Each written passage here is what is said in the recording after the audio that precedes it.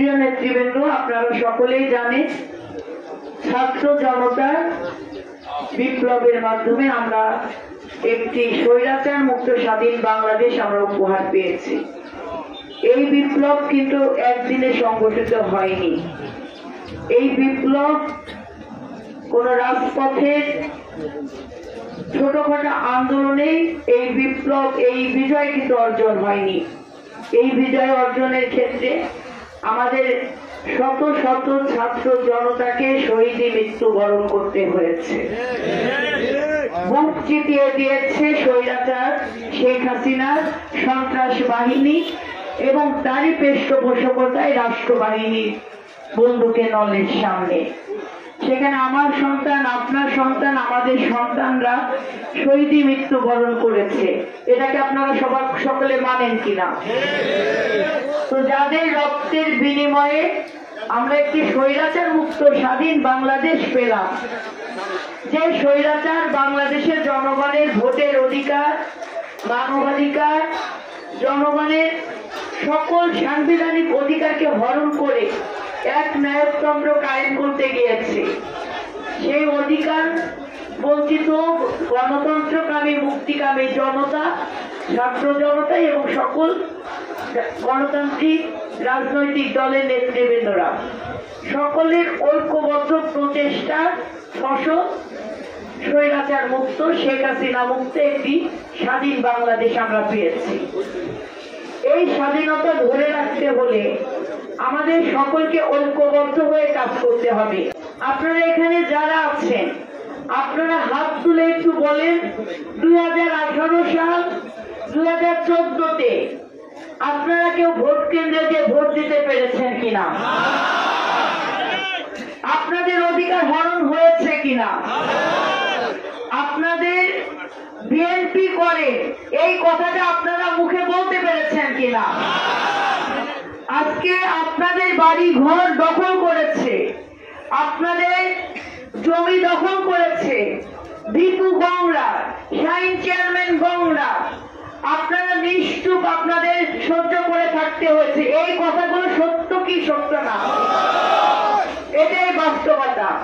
আজকে যুবলীগ ছাত্রলীগের একটা ওয়ার্ড কর্মী 2000 কোটি টাকা আত্মসাতের সাথে জড়িত। আজকে যখন শেখ হাসিনা পালিয়ে গেল তখন শত শত দুর্নীতি, হাজার হাজার কোটি টাকার দুর্নীতি শেখ হাসিনার নামে বেরিয়ে আসছে, তার পরিবারের নামে বেরিয়ে আসছে, এমপি মন্ত্রীদের নামে বেরিয়ে আসছে। একবার চিন্তা করেন, 5 আগস্ট শেখ হাসিনা বাংলাদেশ থেকে পালিয়ে গিয়েছে। আজকে কত তারিখ?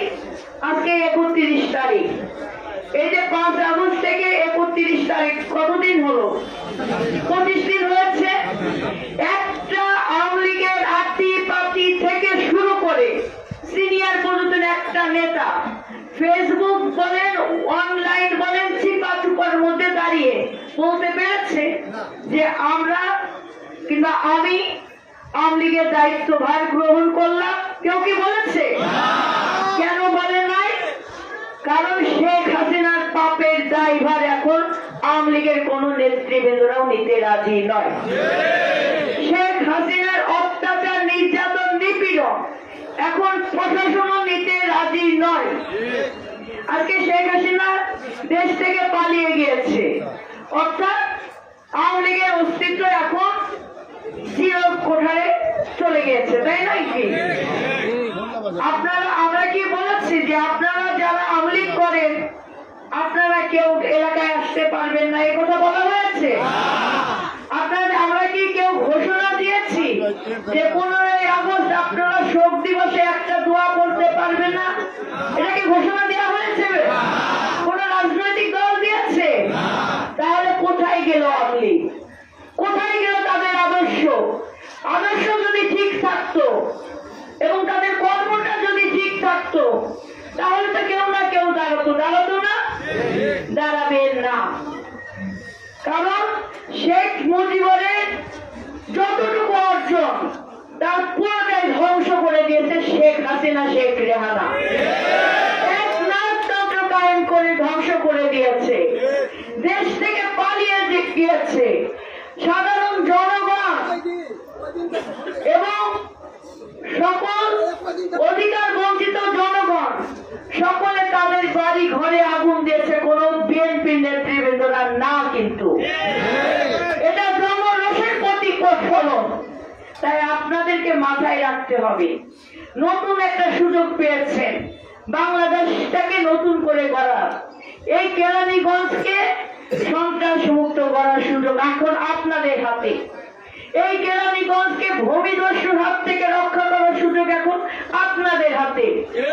এই কেরানীগঞ্জকে একটি আদর্শিক এবং বাসযোগ্য কেরানীগঞ্জ, নিরাপদ কেরানীগঞ্জ করার সুযোগ এখন আপনাদের হাতে। আমাদের যিনি নেতৃত্ব দিচ্ছেন কেরানীগঞ্জ সংশোধনী এলাকা ঢাকা ৩, আমাদের নেতা বাবু গয়েশ্বরচন্দ্র রায়, তার সম্পর্কে, তার পরিবার সম্পর্কে, তার ইতিহাস সম্পর্কে আপনারা সকলে অবগত এবং আপনাদের প্রত্যেকটা পাড়ায় পাড়ায় ঘরে ঘরে প্রত্যেকটা মানুষের নাম আপনার দাদা জানে, জানে না? আপনার দাদার প্রতি আপনাদের আস্থা আছে না? আমরা যারা তার নেতৃত্বে কাজ করছি, আমরা যারা বিএনপি এবং অঙ্গ সংগঠনের নেতৃত্বে আছি, আমরা শপথ করে বলতে চাচ্ছি তার আদর্শ, শহীদ প্রেসিডেন্ট জিয়াউর রহমানের আদর্শ, দেশনেত্রী বেগম খালেদা জিয়ার আদর্শ, দেশ নায়ক জনাব তারেক রহমানের আদর্শ, যেটা দুর্নীতি মুক্ত বাংলাদেশ, স্বৈরাচার মুক্ত বাংলাদেশ, সুশাসনের বাংলাদেশ আমরা গড়ব। আপনারা আমাদের পাশে থাকবেন, আপনারা আমাদের সহযোগিতা করবেন। আমরা মনে প্রাণে বিশ্বাস করি আমরা সকলে ঐক্যবদ্ধ থেকে কেরানীগঞ্জের জনগণের জন্য যদি আমরা কিছু করতে পারি, সামাজিক কর্মকাণ্ড, জনগণের নিরাপত্তা যদি আমরা দিতে পারি, এই জনগণ যখন তার অধিকার প্রয়োগের সুযোগ পাবে, অর্থাৎ একটি নির্বাচনের মাধ্যমে যখন তার সাংবিধানিক অধিকার প্রয়োগের সুযোগ পাবে, জনগণ তখন তার জনগণের ভোটে, আপনার দাদা যদি এই এলাকায় নির্বাচন করে তিনি বিপুল ভোটে বিজয়ী হবে, যদি আমরা সততার সাথে জনগণের পাশে। আমাদের কোন বিএনপি নেতৃবৃন্দরা কি আপনাদের দোকানপাট দখল করতে গিয়েছে? আপনাদেরকে কেউ কি কোনো আতঙ্কের সৃষ্টি করেছে? আপনাদের কাছে কি কেউ কোনো চাঁদাবাজি করতে গিয়েছে? যাবে না, যাবে না। দলের প্রয়োজনে যদি কোনো সহযোগিতা লাগে আমরা নিজেরাই বলবো যে আপনারা আসুন আমাদের সহযোগিতা করুন। আপনারা মানুষের জন্য সহযোগিতার হাত বাড়িয়ে দিচ্ছেন না, এটাই হচ্ছে সহযোগিতা, মানুষের পাশে দাঁড়ানো। সেটাই আমরা দাঁড়াবো। আমরা জনগণের টাকা জনগণের কল্যাণে খরচ করব, তাই নয় কি? আমাদের এমন কোন চিন্তা ভাবনা নাই বিএনপি নেতৃবৃন্দদের, এবং আপনার দাদারও সেই চিন্তা ভাবনা নাই, তার সেই আশঙ্কাও নাই যে কোনটা ইউনিয়নে গাড়িতে ঘুরবে এবং পাশে বসে আমার একজন বলবে ওই জমিটা আমার পছন্দ, ওইটা আমার লাগবে, ওই বাগানটা আমার পছন্দ, ওইটা আমার লাগবে। তারপরে বৈঠক হবে, ডাকো তাদের, চাপ সৃষ্টি করো, এটা করো সেটা করো, মামলা হবে, জমি লিখে দাও। এগুলো হয়েছে না কেরানীগঞ্জে? হয়েছে না কেরানীগঞ্জে? আমি পানগাঁও ঢুকেছি, আমি কাউটায় ঢুকেছি, আমি বিভিন্ন স্পটে ঢুকে আমি নিজে বেকুব হয়ে গেলাম যে একটা মানুষের স্বাভাবিক জীবন যাপন করতে যদি 10টাও সন্তান থাকে এক পরিবারে একজনে, এত সম্পদের তো তার দরকার হয় না, এত সম্পদের তো তার দরকার হয় না। তো এই সম্পদগুলো সবই দুর্নীতি করে হয়েছে। আমি নাম বলে কাউকে ছোট করতে চাই না, আমি নাম বলে কাউকে ছোট করতে চাই না, তবে আমরা আপনাদেরকে বলে দিতে চাচ্ছি আপনাদের যার যার সম্পত্তি জমি জবরদখল করে আওয়ামী লীগ ভোট দখল করেছে, আপনারা কাগজ নিয়ে আসবেন, দলিল নিয়ে আসবেন, আইনি প্রক্রিয়ার মাধ্যমে আমরা সেটা হস্তান্তরের ব্যবস্থা